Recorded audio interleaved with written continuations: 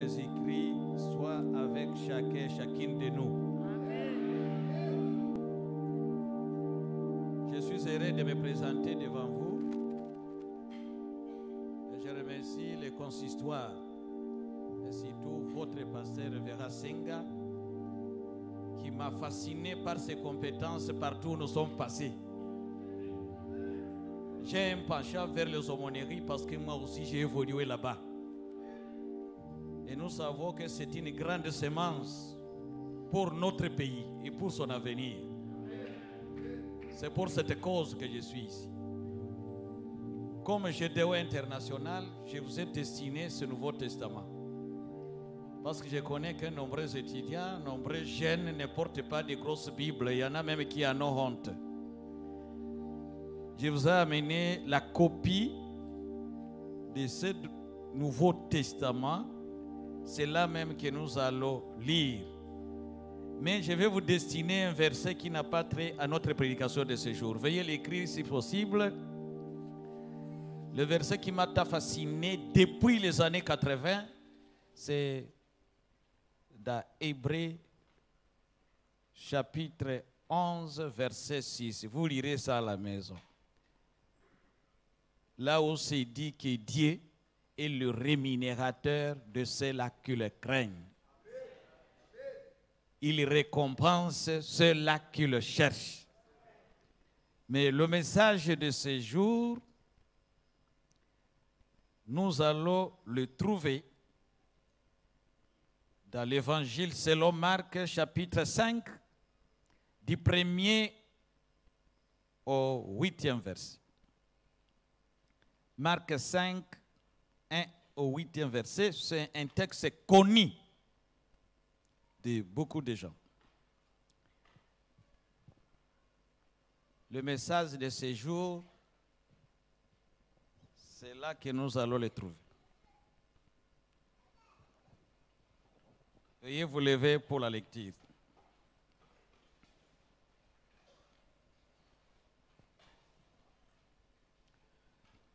Marc 5, 1 à 8. Ils arrivèrent sur l'autre rive du lac, dans le pays des Gadaréniens. Dès que Jésus fut hors de la barque, un homme vint à sa rencontre. Il sortait des tombeaux et il était animé par un esprit impur. Cet homme habitait dans les tombeaux et personne ne pouvait plus l'attacher, même avec une chaîne. En effet, souvent, on l'avait attaché avec des fers aux pieds et des chaînes, mais il avait cassé les chaînes et brisé les fers. Et personne n'avait la force de le maîtriser. Il était sans cesse, nuit et jour dans les tombeaux et sur les montagnes. Il criait et se blessait lui-même avec des pierres. Il vit un Jésus de loin, accourut et se prosterna devant lui. Et se cria d'une voix forte, « Que me veux-tu, Jésus, fils de Dieu très haut? Je t'en supplie, au nom de Dieu, ne me tourmente pas. » En effet, Jésus lui disait, « Sors de cet homme, esprit impur. » Il lui demanda, « Quel est ton nom? » « Mon nom est Légion, car nous sommes nombreux. » Répond-il, Amen. Prions. Dieu Tout-Puissant, il t'a plu de nous rassembler ce matin. Nous sommes venus t'écouter. Et présentement, nous venions de lire ta parole. Nous nécessitons le Saint-Esprit que tu as fait habiter à nous, de nous aider à traduire cette parole, à l'écouter, à la ruminer et surtout la traduire en acte. Cela est possible au nom du Père, du Fils et du Saint-Esprit. Amen.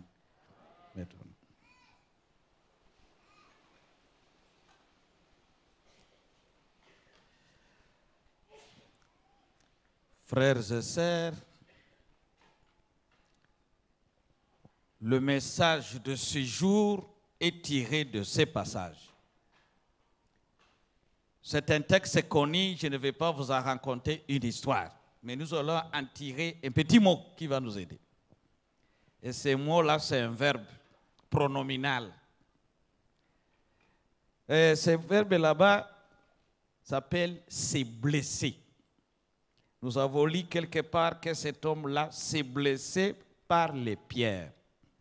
Se blesser. Dis à ton voisin, à ta voisine, ne te blesse pas.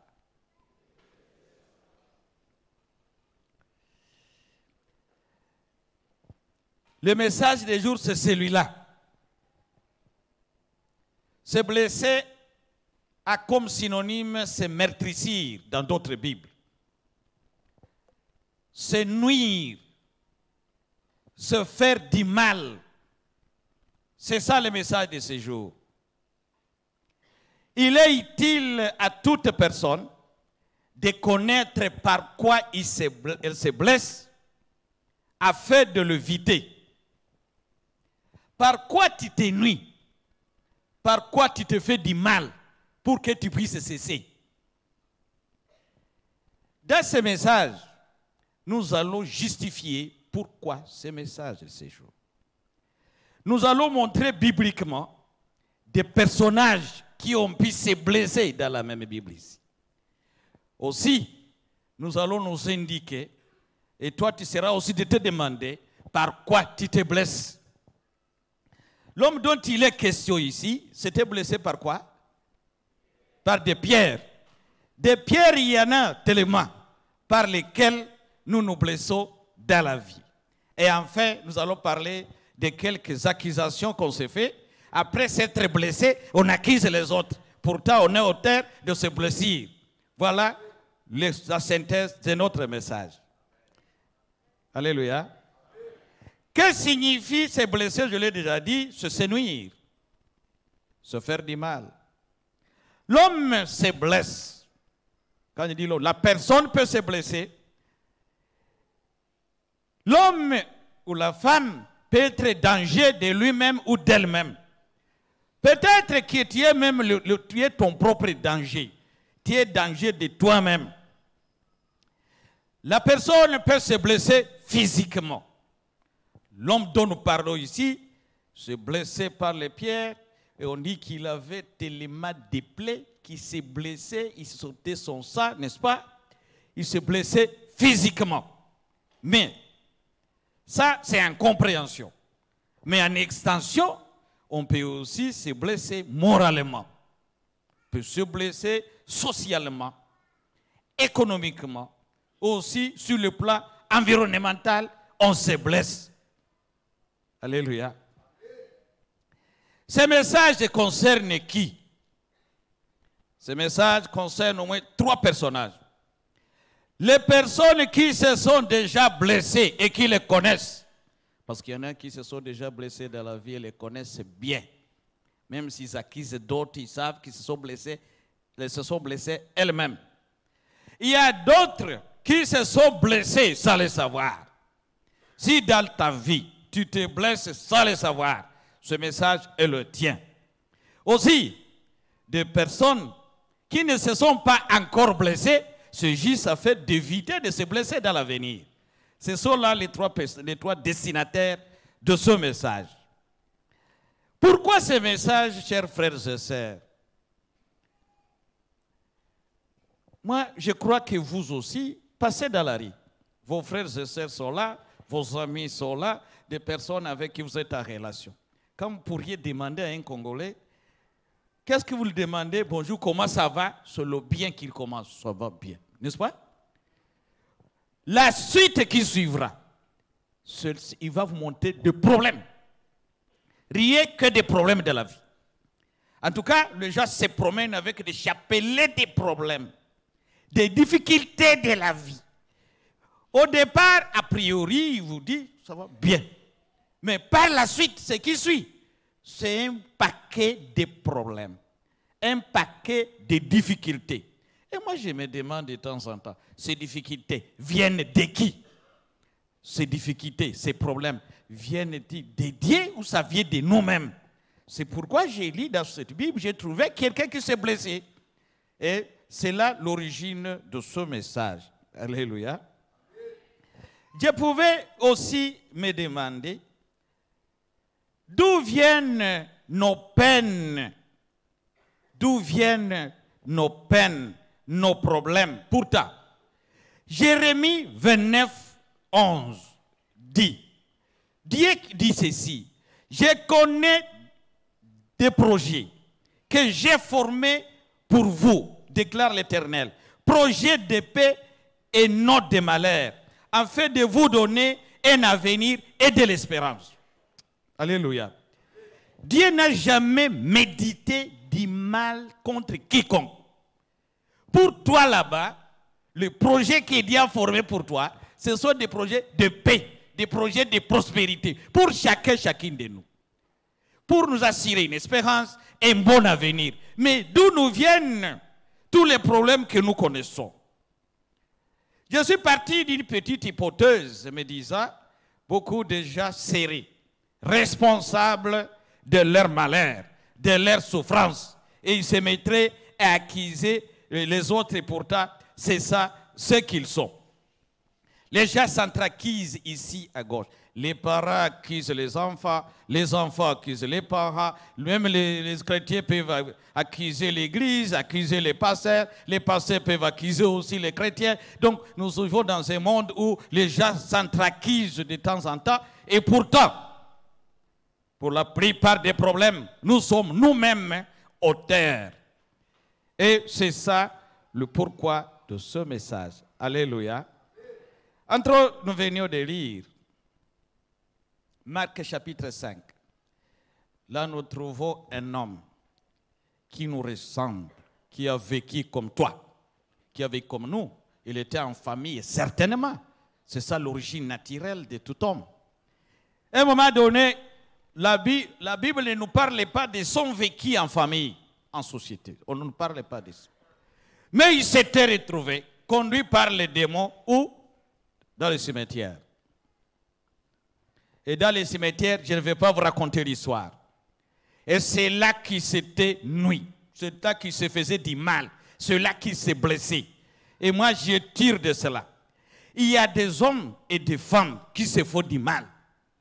Mais la plupart de ces gens là-bas, attention, même le mal que tu te fais toi-même, tu dois te questionner. Ça vient de quoi? Certainement qu'il y a des démons, parce que ces démons ne sont pas visibles. Les démons, ce sont des êtres invisibles. Ce sont aussi des esprits. Il y a des gens qui se promènent avec. Si ce n'est pas de démons qu'il y a en toi, pourquoi tu te fais du mal? Donc, nous devons nous questionner et demander à Dieu de détruire tout ce qui serait démoniaque dans notre vie. Quand vous vous trouverez en train de récidiver, le même péché, vous le répétez tout le temps, sans le vouloir. Vous vous posez du tort tout le temps. Questionnez-vous. Peut-être il y a un démon qui s'est installé furtivement et qui vous ferait du mal. Et les démons ne font pas penser, les démons qui ont vécu à l'époque de ces démoniaques sont encore sur cette terre. Parce qu'ils étaient précipités ici. Et donc, ça c'était un problème. Mais, cet homme-là, il s'était blessé parce qu'il était arrivé en un endroit désert. Quand il était en famille, dans la société, il ne se blessait pas. Le fait de s'être trouvé au cimetière, où il n'y a pas quelqu'un d'autre, parce qu'en famille, même si ton frère devenait fou, n'est-ce pas? Même s'il a des démons, vous n'accepterez pas qu'il puisse se blesser, n'est-ce pas? Il doit être protégé. Il doit être protégé par les siens, par les gens de la société, par des voisins. Mais le fait de s'être trouvé dans la solitude, lui-même au niveau du cimetière, il était là, alors là, carrément, il s'est blessé. Je veux dire qu'il existe des endroits où les hommes et les femmes se blessent, même les chrétiens. Tu es chrétien, si tu fréquentes certains endroits, certainement que tu te blesseras là-bas. Mais quand tu serais ici à l'église, qui va oser se blesser ici? Nous sommes tous des saints, n'est-ce pas? Ici, nous paraissons comme des saints. Et personne ne peut oser se blesser ici. Alléluia. Parce que la Bible dit que 2 à 3 rassemblés à son nom, lui aussi est là. Mais quand vous êtes dans la solitude, vous êtes dans les milieux déserts, vous êtes à retraite, Vous-même, vous vous blesserez là-bas. Cet homme ne se serait pas blessé, sa propre mère, son père, ses frères et sœurs, ses tantes n'accepteraient pas qu'il se blesse quand il le verrait. Mais le fait de s'être déplacé dans les milieux déserts, il s'est blessé. Je voulais dire qu'il existe des endroits qui sont déserts pour nos chrétiens. Là où tu ne trouveras pas ta sœur chrétienne, ton frère chrétien, c'est aussi un milieu désert pour toi. Et là, tu vas te blesser, je te dis. Il y a des endroits, quand tu les fréquenterez de temps en temps, tu vas te blesser, tu vas perdre ta spiritualité là-bas et tu vas trahir Jésus dans ta vie, tu vas trahir Dieu. Quittez ces endroits. Il y en a tellement. Je peux citer quelques-uns dans notre vie. L'homme là, c'était au cimetière, mais je vais citer quelques endroits. Alléluia. Alléluia. Par exemple, les hôtels. Nous étions quelque part dans un hôtel que je n'ai pas cité, on était en réunion. Aussitôt là-bas, nous trouvons des gens qui sortaient là-bas avec les sangs qui coulaient parce qu'ils sont blessés avec les bouteilles. Dans les hôtels, dans les bars, les gens se blessent là. Tu fréquentes les hôtels, tu fréquentes les bars, tu n'as rien à faire là-bas. Tu vas te blesser là-bas ou blesser ta foi là-bas. La dernière fois, je suis allé à Mongata. Mongata, c'est vers Kenge là-bas. J'ai vu une petite forêt là-bas, j'ai vu des jeunes gens. Je m'étais posé la question. Moi, je suis allé là voir ces jeunes gens. Il y a un problème ici. J'ai rencontré des jeunes là, des filles à moitié nues, des garçons torse nus. Et ils me disaient, ils nous avaient dit, ici, papa, vous allez où? Ici, nous sommes dans le niveau de pique-nique. Pique-nique, c'est ça là. Moi, je m'étais dit, comme c'est un endroit désert pour nos jeunes, maman, quand ta fille te promènerait, tu dis, oh, c'est promener, vous dites qu'il va aller pour le pique-nique. Ce sont des endroits où nos jeunes se blessent, où ils blessent leur propre foi. Donc, moi, je le vécu. Attention avec des endroits isolés. D'ailleurs, les vrais gaffeurs, les gens ne gaffent pas dans les endroits où ils sont connus. Ils gaffent dans les endroits isolés, n'est-ce pas? C'est ce que les gens font. Et cet homme, comme il était isolé, c'est là qu'il s'était blessé. Alléluia. La Bible nous dit que cet homme criait jour et nuit. N'est-ce pas? Il criait jour et nuit. Mais il avait le démon. Mais il y en a aussi qui crient jour et nuit parmi les Congolais et Congolaises. Nous crions beaucoup. Par exemple, toi chrétien de ton état, partout où tu passes, tu ne promènes que tes problèmes. Je souffre. Tu livres tes secrets de la famille, de ton ménage. Tu parles toujours des problèmes partout. Et ce ne sont pas aussi des bruits que tu fais. Ce sont des bruits. Vous répandez tellement de bruits sur votre vie. Et à ce moment-là, vous criez comme cet homme-là. C'est aussi crier. Au lieu de crier à l'Éternel. Alléluia. Vous amenez vos problèmes, vos soucis. Vous les livrez aux gens. Mais vous criez comme si ce n'est pas le démon qui est en toi. Tu n'as qu'à te questionner à ce sujet là-bas. Mais cet homme, en fait, il se servait de quoi pour se blesser? Il ramassait les pierres, n'est-ce pas? Et se blessait au jour et nuit. Et il avait beaucoup de cicatrices, beaucoup de plaies, parce qu'il souffrait. Alors, nous allons nous parler de ceux-là aussi, des personnages bibliques qui ont pu se blesser aussi dans leur vie. La Bible parle de tout. Ils sont nombreux, je ne peux pas les citer. L'enfant prodigue, il y a Caïn, il y a tout le monde, mais je vais citer juste deux. Je cite un homme de Dieu qui s'appelait Samson. Vous le connaissez certainement. Samson. Samson avait l'esprit. Alléluia. Déjà, ne priez pas. Sommeille beaucoup. Quand un protestant sommeille, il dit qu'il prie. Alléluia. Samson était serviteur de Dieu. Il a eu la grâce d'avoir l'Esprit de Dieu sur lui, n'est-ce pas? Il avait une convention, il avait un secret avec le Seigneur. Le secret résidait dans quoi? C'était dans ses cheveux. N'est-ce pas ça? Et Dieu lui a dit, les jours qu'on rasera ta tête, l'Esprit de Dieu te quittera et tu ne seras plus fort. Cet homme dans la guerre, il était tout puissant. Il avait sauvé sa nation, il avait tout fait. Et l'Esprit de Dieu était sur lui. Vous vous souvenez comment cet homme s'était blessé? Je n'ai pas le temps de vous donner des histoires. Mais je vais seulement vous dire que cet homme, il s'était blessé par les passions de sa chair. Il avait des envies sexuelles terribles. Et avec ça, il s'était blessé. Et surtout quand il allait à la rencontre d'une dame qui s'appelait qui? Delilah. Devant Delilah, il ne pouvait plus s'y porter. Jusqu'à livrer le secret. Ça signifie qu'il avait des problèmes. Le premier, ce sont des envies sexuelles, des passions de la chair. Et après, il avait aussi l'indiscrétion. Donc Dieu lui avait dit, tu ne peux pas livrer le secret. Quand il le livrerait, eh bien, l'esprit va te quitter, on va te tuer. Mais la conséquence qui lui arriva, c'est quoi? Mais quand il avait livré à Delilah le secret, on lui avait crevé les yeux et la mort s'en était suivie. À cause de quoi? Je vous pose la question ici. Qui a blessé Samson? Alléluia. Qui a blessé Samson? Lui-même. Pendant que nous le dirons, vous serez en train aussi d'imaginer par quoi vous vous blessez. Lui, c'était l'indiscrétion. Il donne l'information qu'il ne doit pas donner à n'importe qui. Deuxièmement, les passions de sa chair, des envies sexuelles qu'il avait.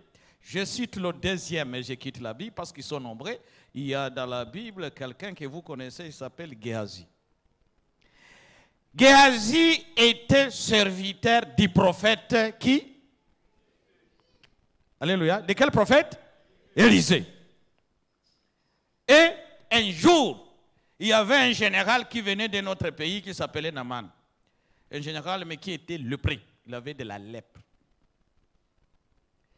Et il était conduit chez le prophète Élisée. Et le prophète avait consulté Dieu et avait guéri Naaman de sa lèpre. En contrepartie, Naaman voulait lui donner de l'argent, des vêtements et tous les biens qu'il avait. Mais qu'est-ce qui s'est passé? Dieu lui avait dit, guéris cet homme-là, mais ne prends rien de tous ces biens qu'il te donnera. Mais il avait Géhazi là-bas. Géhazi qui était envieux.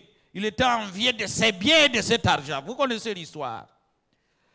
Quand le prophète congédia Naaman le général, mais son gars était tourmenté, Géhazi. Comment mon patron peut laisser passer ça? Laisser partir l'argent et les vêtements. Non, je ne laisse pas passer ça. Hanté par ses envies, l'homme avait suivi Naaman pour lui tromper et lui mentir. Mon patron Élisée m'a envoyé que tu me donnes de cet argent et des habits parce qu'il a reçu des visiteurs. Naaman qui était totalement guéri et dans sa joie parce qu'il voulait laisser ses biens, il en donna une partie à qui? À Géhazi. Alléluia.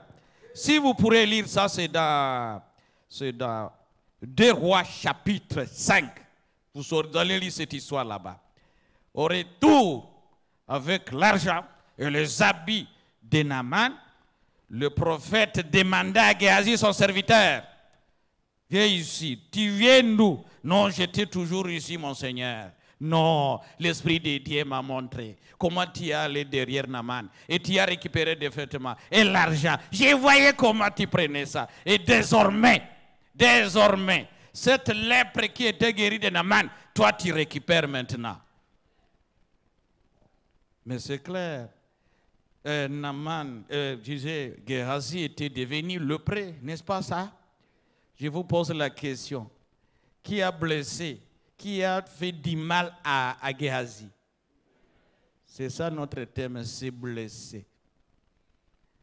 À cause des envies de Géhazi, à cause de ses besoins qui ne s'est pas transcendés, à cause de son mensonge et de sa rise, il récupéra la lèpre. Il n'y a pas que la lèpre, toi aussi tu peux avoir d'autres problèmes que je peux comparer à la lèpre à cause de tout cela. Donc nous nous blessons dans nos vies et nous sommes prêts à accuser n'importe qui, ce qui n'est pas bon. Alors, pour entrer dans notre vie de sujet, nous devons nous demander, cet homme, comme nous venons de le répéter, il s'est blessé par les pierres qu'il avait trouvées dans le cimetière. Et la question qui suit, c'est de demander, par quoi nous nous blessons aussi? Il existe suffisamment de pierres Les pierres, dans ces contextes ici, ce sont des instruments par lesquels les démoniaques s'est blessé. Dans d'autres versions, vous trouvez, il s'est coupé, il s'est maîtrisé. Vous allez lire dans d'autres versions bibliques. Et moi, je me dis, il y a pas mal de pierres sur cette terre avec lesquelles nous nous blessons. Tu dois être blessé dans la vie. Tu les connais ou tu ne les connais pas, je ne connais pas. Mais moi, cela m'est arrivé. Je suis arrivé à me blesser quelque part. Je vais vous en donner. J'ai répertorié quelques pierres avec lesquelles nombreux ou nombreuses se blessent. La première pierre que j'ai trouvée, mes chers frères et sœurs, alléluia, les dettes. Nyongo. La dette, c'est une grande pierre avec laquelle beaucoup de gens se blessent. J'ai commencé par elle parce que moi aussi, il m'est arrivé de me blesser avec.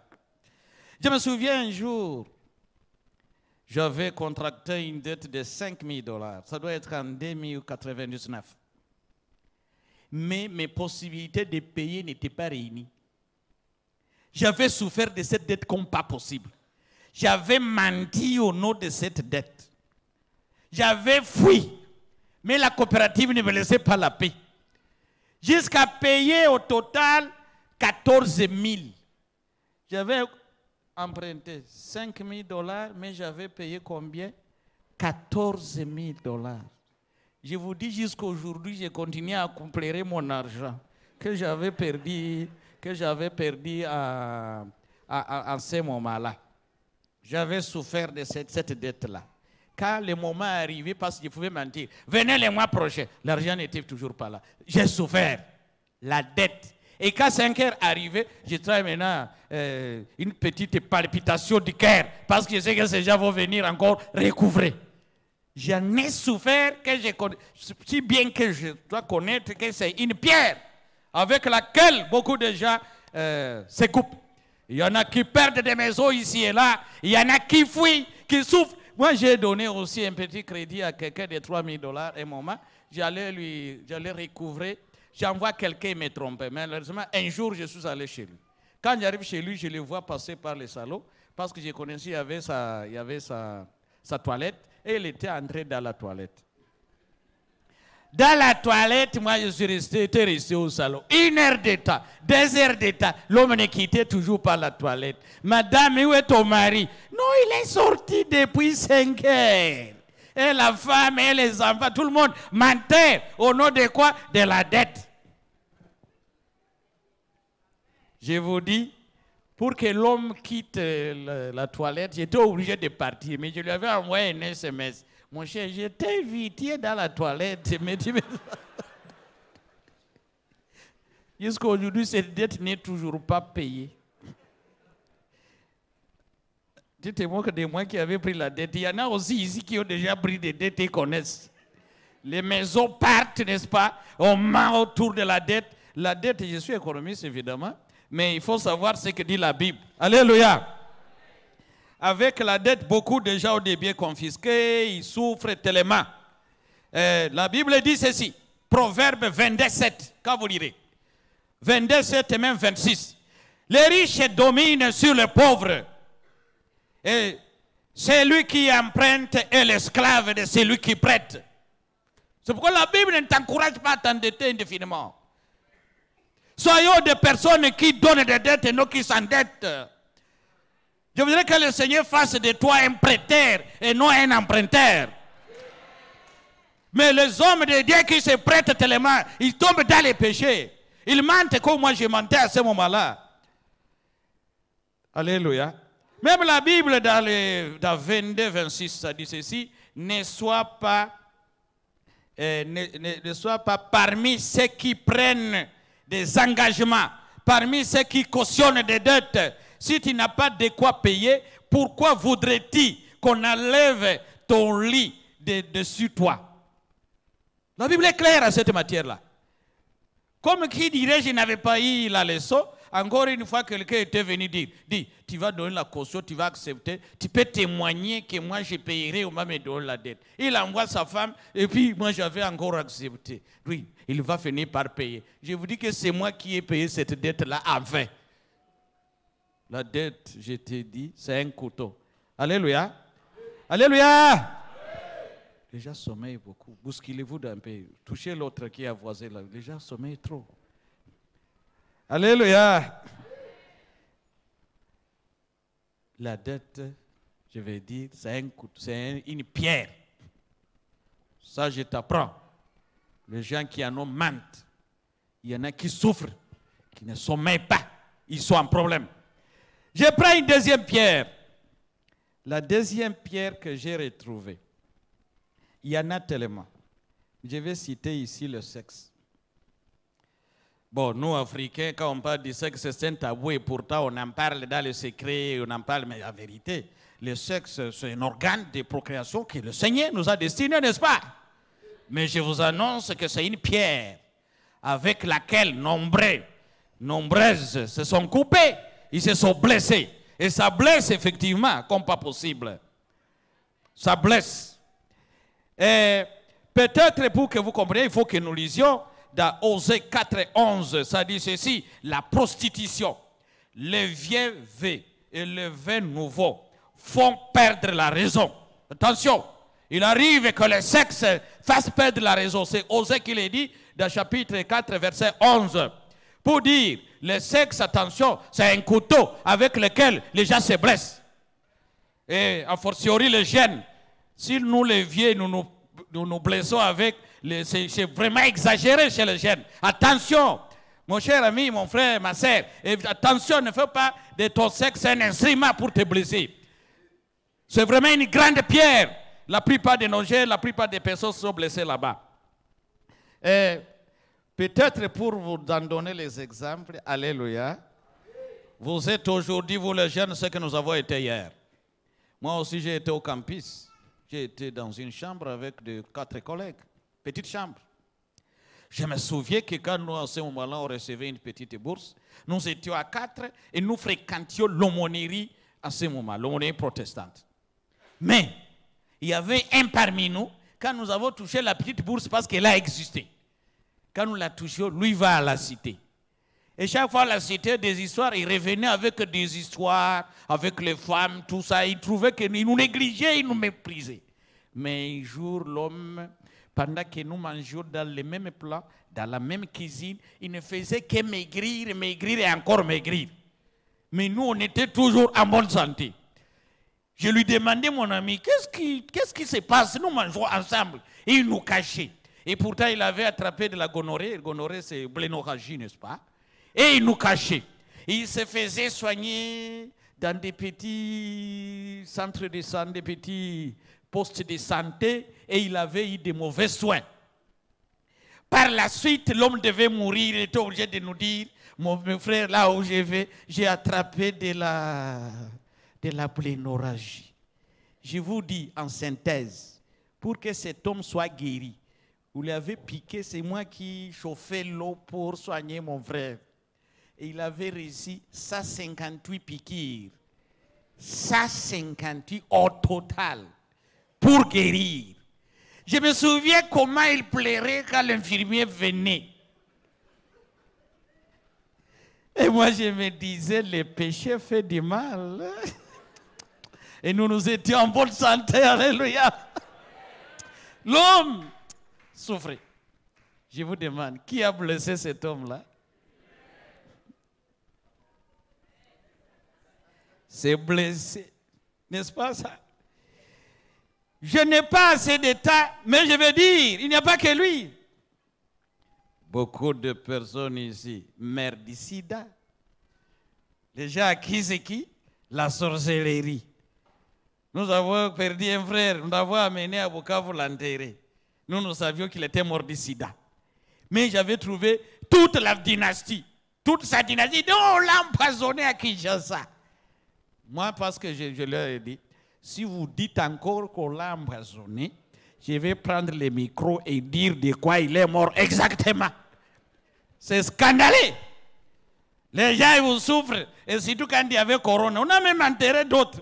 Le médecin vous dit, il n'est pas mort de Corona, il est mort du sida. Bon, comme c'est Corona, alors il est mort de Corona et ça se couvre comme ça. Mais le sida, c'est pas... Attention, et c'est dit qu'aujourd'hui, c'est déjà banalisé. Mais ça tue systématiquement. Et les hommes se blessent par le sida. Et comme nous sommes au niveau du sexe, il y a suffisamment d'exemples que j'ai.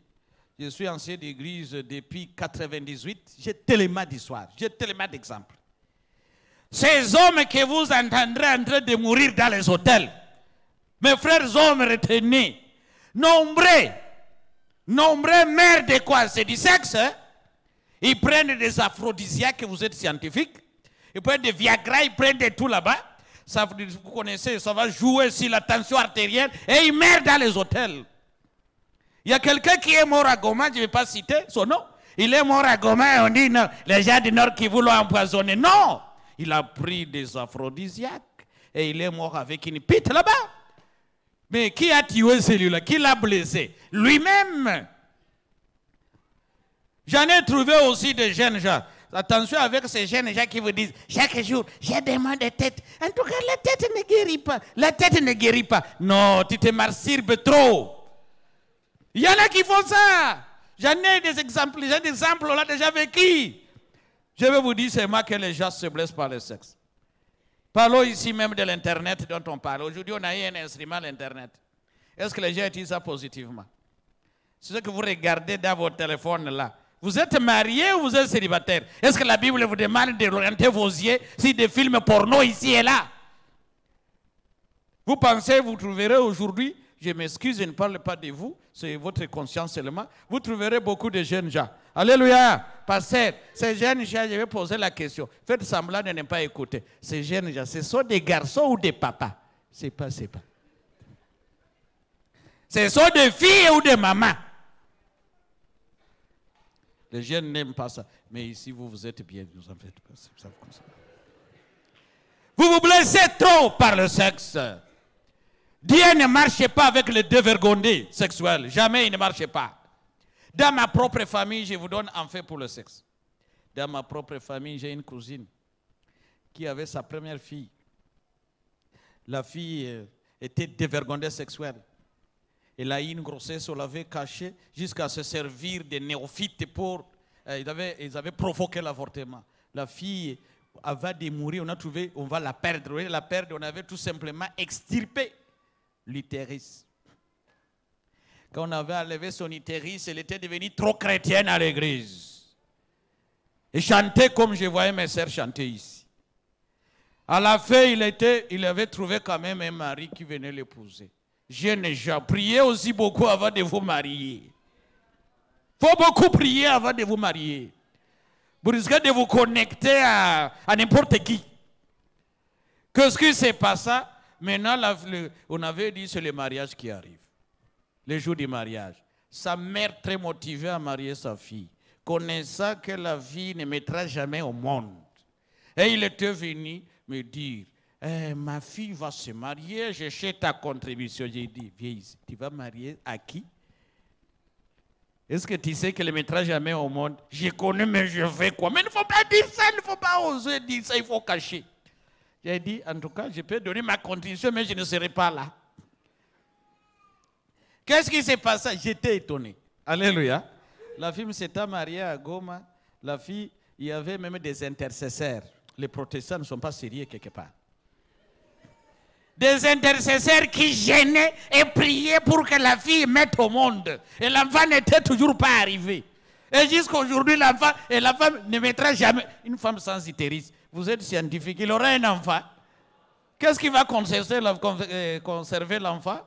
C'est l'utérus, je crois. Même si je ne suis pas docteur, n'est-ce pas ça? Mais je vous pose la question. Qui a fait du mal à cette fille? Elle s'est fait quoi? Elle s'est blessée. Et puis elle ne s'est pas blessée temporairement. Elle s'est blessée définitivement. Pour des plaisirs éphémères, des plaisirs qui passent. Il ne faut pas gâcher votre vie. Et vous êtes victime de ça de temps en temps. Ça peut ne pas être en vous, mais les gens vont vous suggérer des choses. Que le Seigneur nous aide. Comme nous sommes dans le domaine du sexe, il n'y a pas que les jeunes qui se cassent, qui se blessent. Alléluia. Même les adultes, je trouve par exemple des ménages où il y a beaucoup d'enfants. Attention, la Bible ne dit pas que nous devons mettre sans limite au monde les enfants. C'est faux. C'est faux.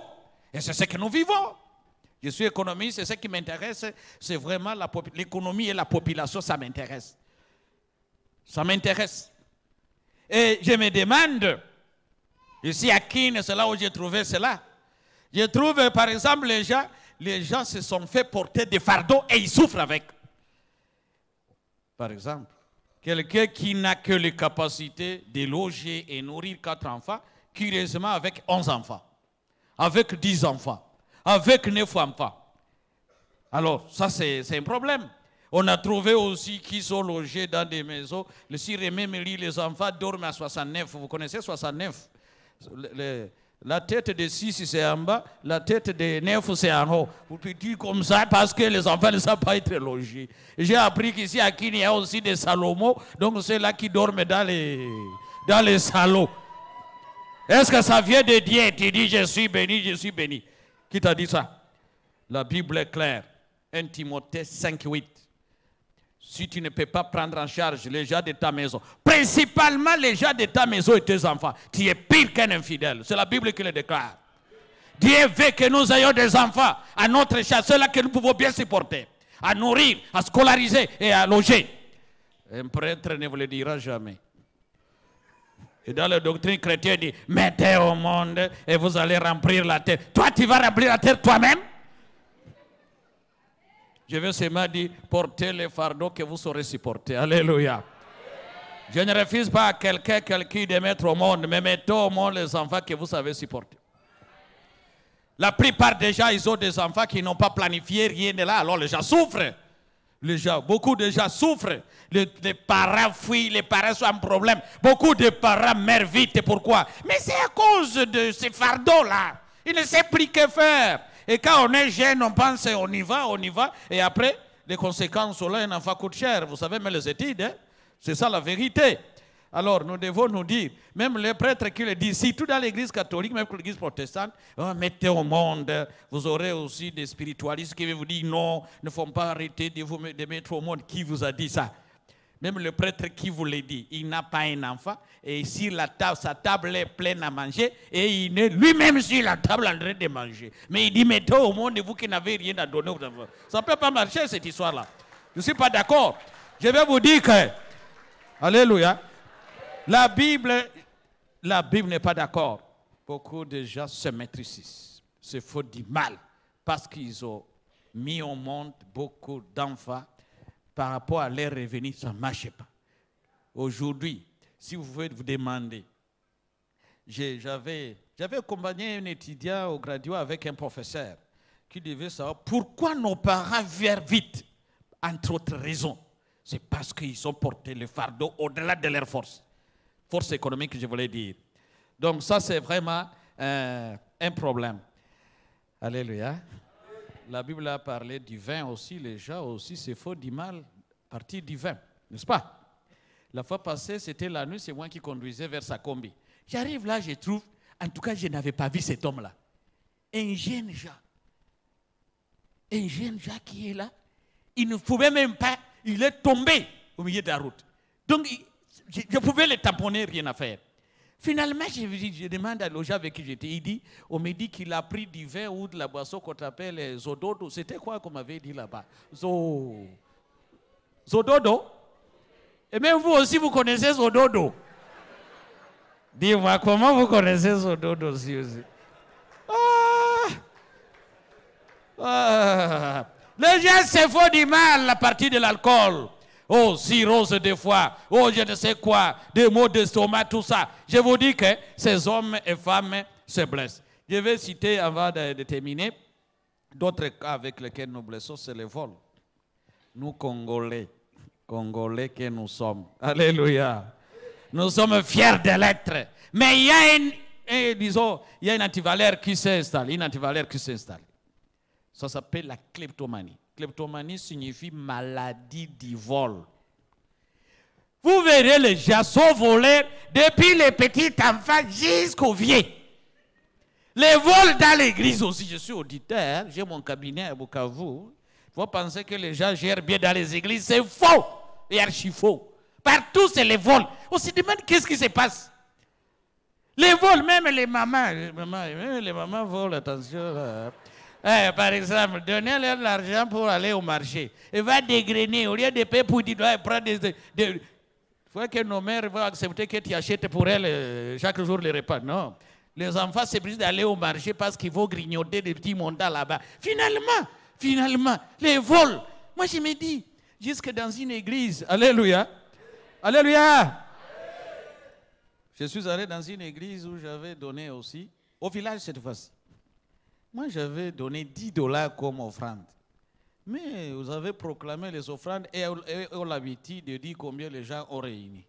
On avait seulement dit ça en francs et c'était moins que ma valeur de $10. Moi, j'étais obligé de dire au pasteur, moi j'ai donné $10, je ne trouve pas. Le pasteur il dit à ce diacre, mais le serviteur dit avoir donné l'offrande de $10. On demande, les gens disent non. Après le culte, les gens, parce qu'ils étaient à 4, les 3 disent non. En tout cas, on n'est pas d'accord pour qu'on puisse aller témoigner que nous, on a l'argent. Nous devons nous vérifier dans nos poches, chacun dans ses poches. Il y avait un vieux de 63 ans. Dans sa veste, il n'avait pas encore caché très loin. Mais $10 étaient à côté dans sa poche. Je me dis, même dans l'église, mon Dieu. Bon, vous les diacres et diaconesses d'ici, vous êtes des saints, vous ne pouvez pas faire ça. Pour dire, les gens se nuisent. Et on dit, le pays n'a pas de vigile, on souffre. Mais c'est la kleptomanie. Le seul pays où vous allez trouver des gens riches, des immeubles. Et ils ne sont jamais questionnés là-dessus. C'est pas possible. Les gens sont pauvres, ça ne peut pas marcher. Jamais. Cette kleptomanie a intégré même nos enfants, nos femmes, partout là-bas. La maladie, je l'appelle même prix vol. Ça s'appelle maladie du vol. Kleptomanie. Ça ne marche pas. Voilà, on va continuer en disant, alléluia, il ne faut pas vous nuire, il ne faut pas vous blesser. Ne font pas de vous, même moi. Nous devons tous éviter de nous blesser et accuser les autres. Par exemple, avec la paresse des jeunes gens, nous avons besoin d'hommes et de femmes travailleurs. Un homme sérieux avant de manger doit travailler pendant 8 heures. Et je vous annonce, avec toutes les études socio-économiques qu'on a menées, au Congo, tout homme travaille au moins 4 heures, c'est ça la moyenne. Comment nous allons nous enrichir avec 4 heures de travail au lieu de 8?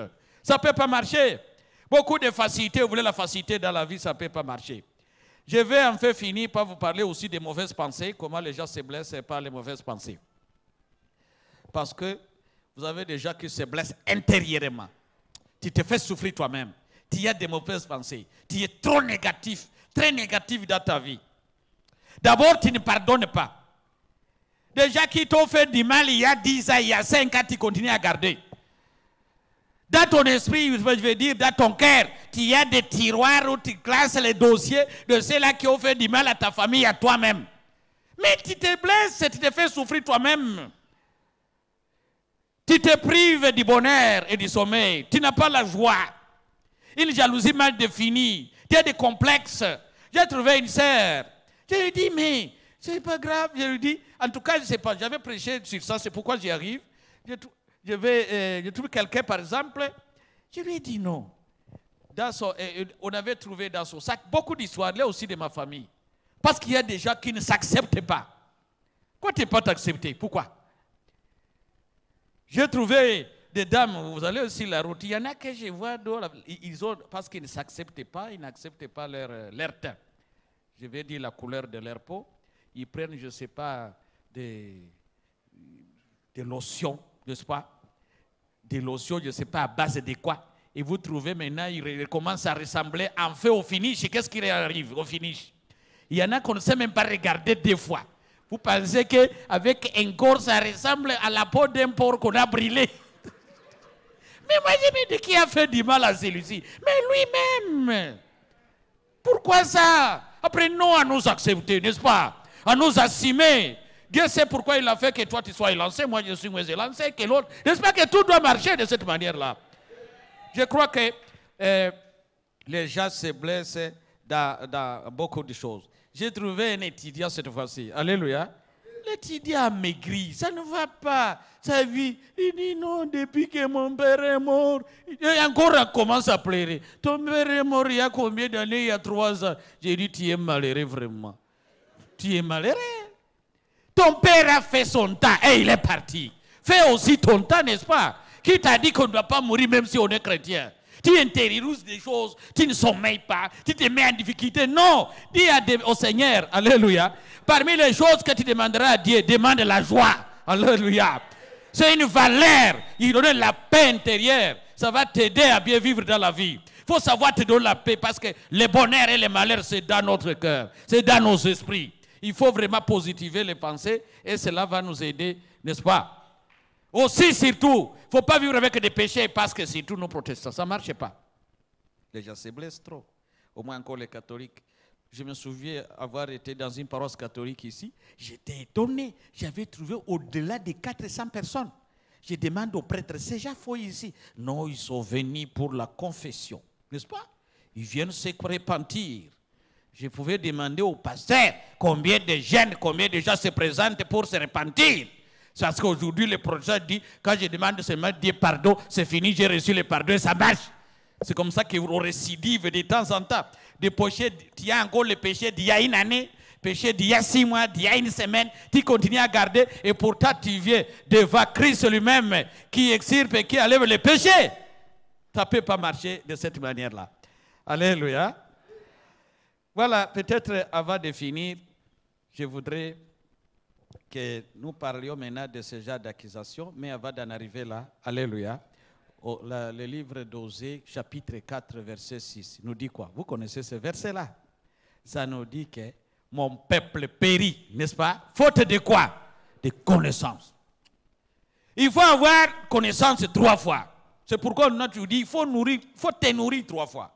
Nourrir la tête par la science que vous recevez à l'école. Nourrir l'esprit par la parole de Dieu, n'est-ce pas? Et aussi nourrir quoi? Le ventre, n'est-ce pas? Pour vivre, on ne peut pas oublier le ventre, c'est naturel, n'est-ce pas ça? Un homme sérieux doit nourrir la tête, il doit nourrir l'esprit et il doit aussi nourrir le ventre, n'est-ce pas ça? Mais nous avons des hommes bien nourris, ils ont nourri le ventre, ils ont oublié le spirituel. Ce sont des couaches spirituellement, ça ne peut pas marcher. Faute de connaissances, il y a un problème. Parce que beaucoup de gens se nuisent. Je connais encore, chers frères et mariage. Alléluia. Vous savez, dans notre pays, on ne dit pas de ça, on n'en parle pas. Au moins en Occident, j'ai trouvé, on en parle. Normalement, ils parlent du facteur résiste. Biologiquement, vous avez appris le facteur résiste, n'est-ce pas? Si une femme résiste, je ne suis pas biologiste, hein, résiste positif plus résiste négatif, ça ne peut pas marcher, n'est-ce pas? Alors, les gens se marient comme ça, ils manquent des enfants, ils mettent au monde des enfants anémiques, ça ne peut pas marcher. Je vois dans notre vie ici, aujourd'hui, il y a plus de diabétiques que... Aujourd'hui, il y a plus de... Donc, le taux de décroissance du diabétique ne fait que croître dans notre pays. Mais c'est faute de connaissances. Les gens se nourrissent mal. Il fut un moment où c'était à la mode d'avoir un ventre bédonnant, n'est-ce pas? C'est un problème de connaissances, ça ne marche pas. Dans ma ville, je vous dis un cas, c'est sérieux si vous avez déjà entendu parler de ça. Il y a une fille qui n'a pas étudié. Alléluia. Alléluia. Une fille qui n'a pas étudié, mais qui était quand même épousée. En fait, elle connaissait seulement les Swahili. Et on lui avait donné un médicament sur lequel on écrivait usage unique. Il avait lu usage unique. Quand elle voit usage unique, elle avait lu usage unique en Swahili. Pour dire usage na unique. Pour dire, apparemment il y a des Swahiliphones ici. Et la femme prend le médicament, elle avait moulu le médicament, elle avait irrigué ça dans le ventre de l'enfant. Et en fait, l'enfant s'était excusé, il pour dire qu'il était mort. Qui a tué son enfant? Elle-même. Faute de quoi? De connaissances. Toi aussi, tu peux te blesser. Ça le savoir. Nous sommes en train de le vivre. Quand nous étions tout jeunes, on faisait le jeûne ici et là de manière désordonnée. Et puis après le jeûne, on prend de n'importe quel repas. On a eu des maux d'estomac, c'est naturel. Donc nous devons quand même former les gens à cela et cela va nous aider. Mais enfin, alléluia, cessons d'accuser les autres pour les souffrances dont nous sommes nous-mêmes auteurs.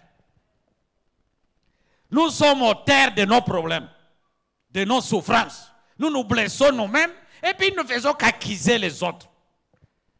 Et surtout qu'en Afrique, à chaque mort, son sorcier. N'est-ce pas ça? Si quelqu'un meurt, qu'est-ce qu'on dit? On doit chercher quelqu'un qui l'a tué. Et pourtant, la mort est créée, elle est naturelle. Et je me dis que beaucoup de gens s'accusent injustement. Je peux citer par exemple certains. J'en connais des oncles qui sont seulement mal accusés. Moi, je vous dis, dans ma propre famille, nous avons une fille qui n'avait pas mis au monde. Ils étaient venus voir mon père pour dire, peut-être papa, vous êtes fâché, c'est pourquoi notre fille n'a pas mis au monde. Mais si vous n'avez pas eu vos enfants, mon père leur avait dit, si vous n'avez pas eu vos enfants, est-ce que ça me regarde moi? Depuis quand moi je suis fâché contre toi pour que tu n'aies pas d'enfants.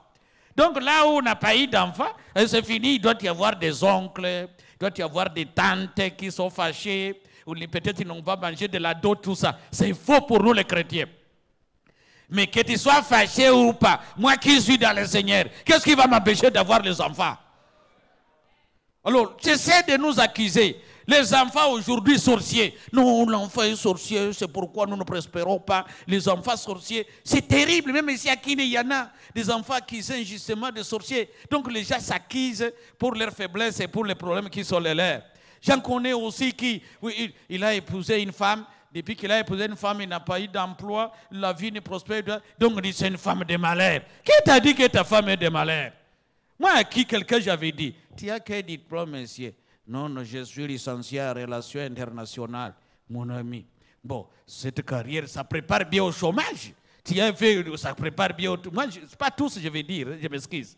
Pas tous, je ne vais pas accuser cette option, mais je lui avais dit, mon ami, depuis quand ta femme est porte-malheur pour que tu manques de l'emploi? Je lui avais dit seulement, tu peux te convertir professionnellement. Il s'était converti, il a fait les droits. Aujourd'hui, il a un cabinet. D'ailleurs, il est passé magistrat parmi les autres qui sont passés, n'est-ce pas ça? Pour dire, il ne faut pas accuser vos parents, accuser les autres qui peuvent être à la base de vos malheurs. Oh, j'ai mon mari, c'est un porte-malheur. Non, il n'est pas porte-malheur. Il n'est pas porte-malheur. Il faut seulement demander à quel niveau les gens qui manquent l'emploi. Vous connaissez que chez nous au Congo, en tout cas, moi j'appelle le chômage, je le qualifie de cancer social. C'est le grand cancer que nous avons dans notre société. Mais c'est normal. Vous voyez aussi les études que nous faisons. Nous préparons toute la jeunesse et comme des quémandeurs d'emploi. C'est clair. On ne force personne à créer l'emploi. Où est-ce qu'on va trouver ces emplois qu'on n'a jamais créés? Mais c'est normal. Mais où est le malheur maintenant pour accuser? Et aujourd'hui, c'est le gouvernement. C'est tout le gouvernement, n'en parlons pas. Tout ce qui ne va pas, c'est le gouvernement. Même la flaque d'eau à côté de toi, c'est le gouvernement. Le gouvernement n'en parle pas. Le gouvernement, c'est qui? Mais c'est toi aussi. C'est l'État. C'est l'État. En tout cas, l'État. Mais tu risques de mourir en train d'accuser l'État. Mais l'État, c'est toi, c'est moi aussi. Même Satan, parmi les personnages les plus cités, les plus accusés dans le monde, je crois que Satan souffre. Parce que, et c'est tout nous protestants, nous savons les chasser, tout au nom de Satan. Oh, c'est Satan qui a fait ça. Satan qui a fait ça. Mais ça ne va pas. On a attrapé monsieur, on l'a attrapé récemment, dans l'hôtel avec la femme d'autrui. Moi, je lui demande, monsieur, comment tu peux retrouver avec la femme d'autrui? Non, mon frère, c'est Satan. C'est Satan. Ah, Satan. Satan. Je crois qu'un jour, Satan aussi va se plaindre contre nous. Parce qu'on l'accuse injustement.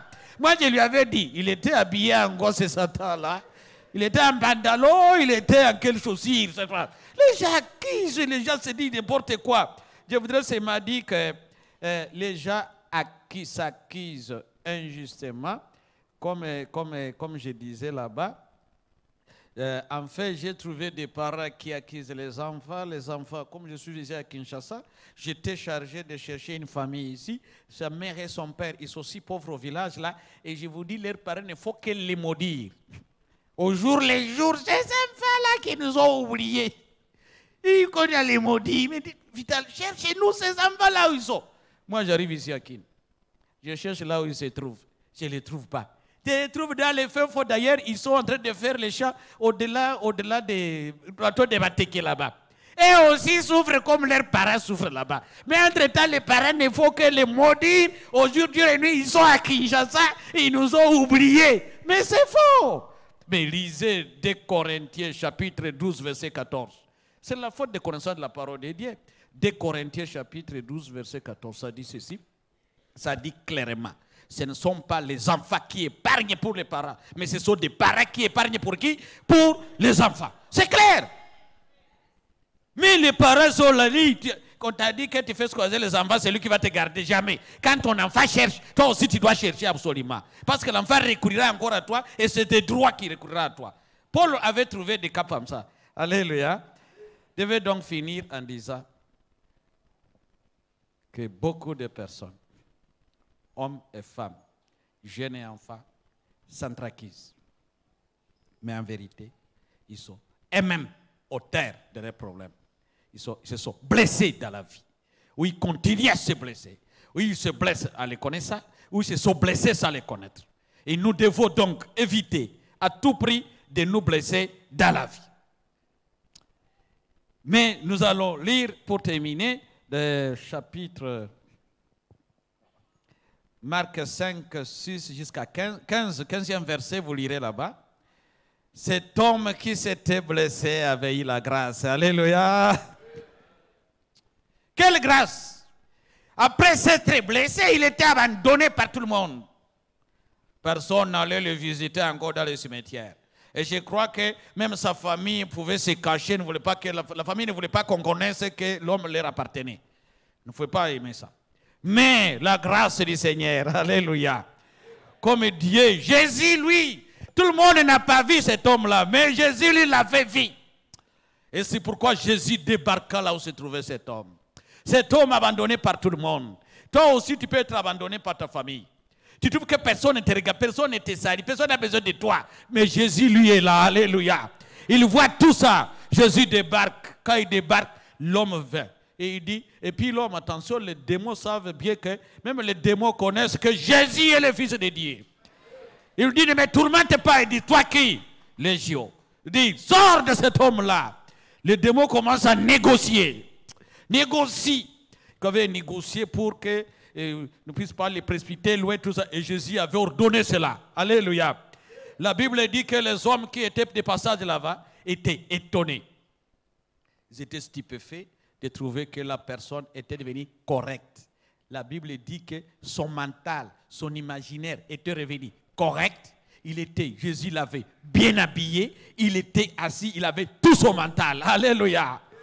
Les gens étaient étonnés de ça, jusqu'à ce que cet homme avait dit à Jésus, non, non, je vais là où tu vas aussi, je vais t'accompagner. Jésus dit, non, va témoigner dans ta famille ce que le Seigneur a fait pour toi. Pour dire, même si tu t'es blessé, alléluia, même si tu es en voie de te blesser, c'est question de venir vers la croix du Seigneur, n'est-ce pas? Jésus qui avait sauvé cet homme-là, il est prêt, il va te renouveler, comme on a dit, il va te relever, il va t'aider, il va te donner encore toutes les énergies nécessaires, et il va t'aider pour ne pas te blesser dans la vie. Amen.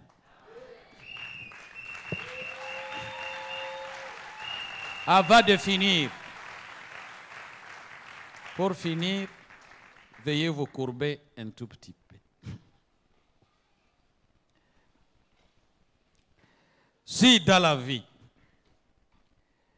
tu te retrouvais quelque part où tu serais responsable de ce qui t'est arrivé, tu as entamé, tu as des blessures internes, des blessures extérieures, tu sais que tu es responsable quelque part de ton sort, tu t'es blessé spirituellement, tu t'es blessé physiquement, tu t'es blessé même sur le plan environnemental. Je voudrais vous dire, je voulais te dire ce matin, ne rentre pas avec ces blessures-là. Jésus est là. Nous sommes venus à sa rencontre. Mais il va penser tes plaies intérieures, tes plaies extérieures. Mais il va te ramener à la raison et tout va marcher. Il va te redonner l'intelligence. Il va te donner son Esprit Saint. Et cet Esprit va t'aider. Il va te sauver. Il va t'aider dans toutes les circonstances. Il va te protéger. Si tu es là, quelque part, tu t'es blessé dans la vie. Quelque part, en pensée, en acte et en parole. Eh bien, si tu es là, tu peux lever le... Je vais prier. Quand je vais prier, tu lèves les doigts. Tu es là. Qui voudrait pour qui on va prier? Je vais prier pour cela. Tu es là, quelque part. Que le Seigneur te bénisse. Maman, que le Seigneur te bénisse. Que le Seigneur te bénisse. Quelque part, tu t'es blessé. Vous savez, la Bible est claire. Ésaïe 55, 11 dit, la parole de Dieu ne tombe pas gratuitement. Il doit y avoir quelqu'un qui est... Ça ne peut pas, ça doit atteindre son objectif. Donc il doit y avoir des personnes qui se sont blessées dans la vie et qui seraient en train d'accuser les autres. Et bien si vous êtes là, Si nous sommes là, manifestons-les et puis nous allons prier le Seigneur. Mettez-vous debout, nous allons prier. Mettez-vous debout s'il vous plaît. Nous allons prier pour ça. Veuillez vous mettre debout. Veuillez vous mettre debout, le Seigneur voit. Ce n'est pas gratuitement qu'il t'a destiné ce matin.